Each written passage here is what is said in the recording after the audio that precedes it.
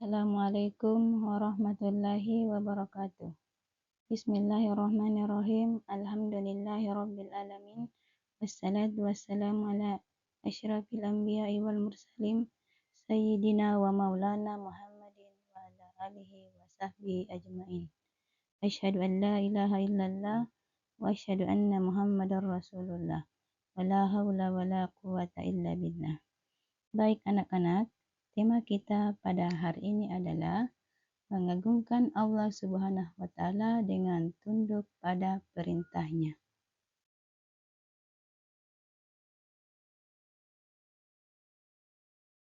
Tujuan pembelajaran yang pertama, peserta didik dapat menjelaskan perintah agama untuk sujud syukur, sujud sahwi, dan tilawah. 2. Peserta didik dapat menjelaskan tata cara sujud sahwi, tilawah, dan syukur sebagai sikap patuh terhadap aturan Allah Subhanahu wa Ta'ala. 3. Peserta didik dapat menjelaskan hikmah melaksanakan sujud syukur, sahwi, dan tilawah. 4. Peserta didik dapat mempraktikkan sujud sahwi, tilawah, dan sujud syukur sesuai ketentuan. Sujud menggambarkan penghambaan dan kepasrahan diri kepada Allah Subhanahu wa Ta'ala. Yang pertama, sujud syukur. Sujud syukur itu merupakan sujud yang dilakukan sebagai tanda berterima kasih kepada Allah Subhanahu wa Ta'ala karena mendapat nikmat atau terhindar dari bahaya. Sebab melaksanakan sujud syukur yaitu yang pertama, memperoleh nikmat dari Allah Subhanahu wa Ta'ala dan terhindar dari bahaya.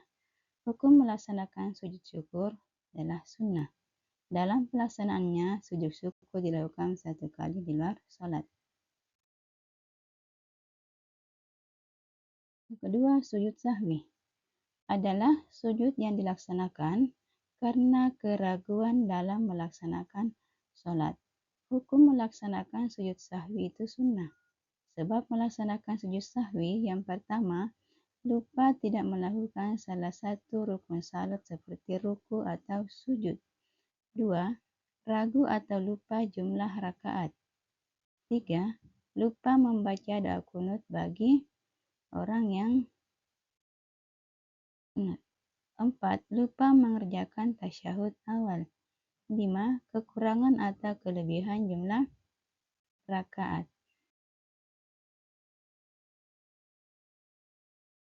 Yang ketiga adalah sujud tilawah.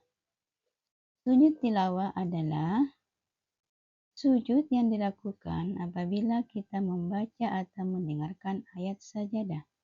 Hukum melaksanakan sujud tilawah adalah sunnah. Dalam pelaksanaannya, sujud tilawah dapat dilakukan dalam salat dan di luar salat. Syarat pelaksanaan sujud tilawah, yang pertama, suci dari hadas dan najis. 2. Menghadap kiblat. 3. Menutup aurat. Jadi, salat untuk melaksanakan sujud tilawah yaitu ada persamaannya dengan syarat untuk melaksanakan salat. Selanjutnya, ayat-ayat as-sajadah yang ada dalam Al-Quran.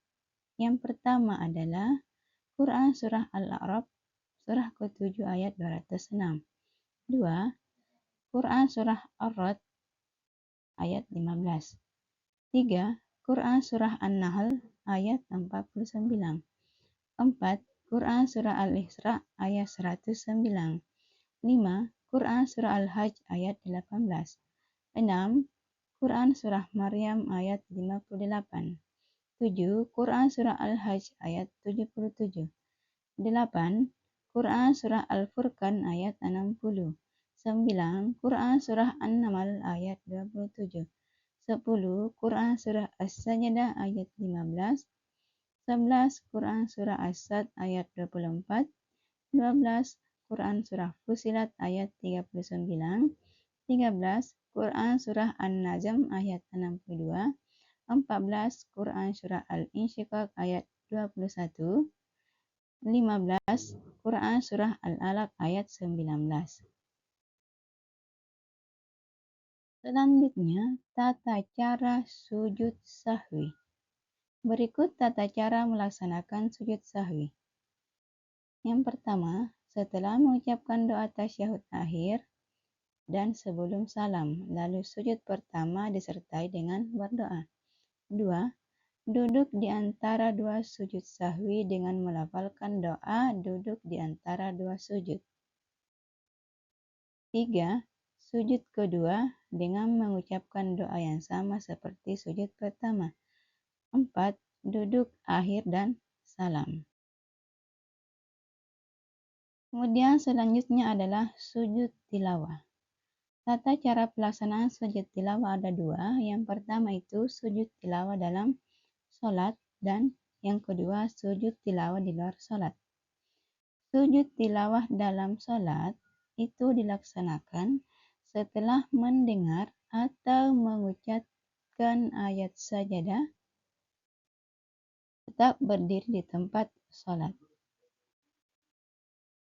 Berniat melaksanakan sujud tilawah, sujud satu kali dan berdoa, berdiri melanjutkan sholat. Kemudian yang kedua sujud tilawah di luar sholat.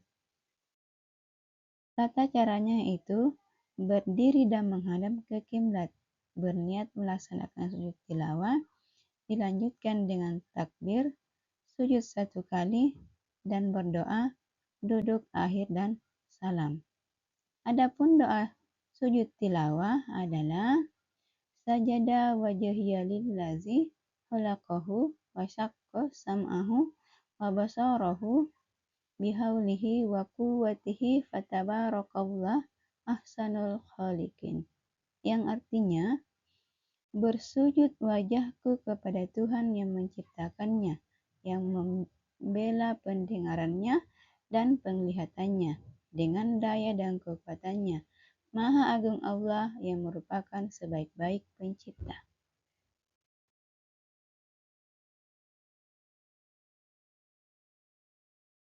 Selanjutnya adalah hikmah melaksanakan sujud. Yang pertama adalah manusia tidak boleh sombong dan angkuh walaupun punya kelebihan. Kedua, memahami bahwa setiap orang pasti pernah berbuat salah. Apabila seseorang mengakui kesalahan dan minta maaf, maka kita hendaknya memberi maaf dan memohonkan ampun kepada Allah atas dosa dan kesalahannya. Ketiga, manusia tempatnya salah dan dosa, sehingga ketika melakukan kesalahan hendaknya segera meminta maaf. 4. Lebih menghayati bacaan dan makna Al-Quran. 5. Mendekatkan diri kepada Allah Subhanahu wa Ta'ala. 6. Mensyukuri nikmat yang telah diberikan oleh Allah Subhanahu wa Ta'ala. 7. Memperoleh kepuasan batin berkaitan dengan anugerah yang diterima dari Allah Subhanahu wa Ta'ala. 8. Memperoleh tambahan nikmat dari Allah Subhanahu wa Ta'ala dan selamat dari siksanya. Anak-anak, demikian video kita pada pertemuan ini. Kita akhiri dengan Assalamualaikum warahmatullahi wabarakatuh. Awali setiap pekerjaanmu dengan membaca basmalah dan akhiri dengan membaca hamdalah, karena itu akan bernilai ibadah.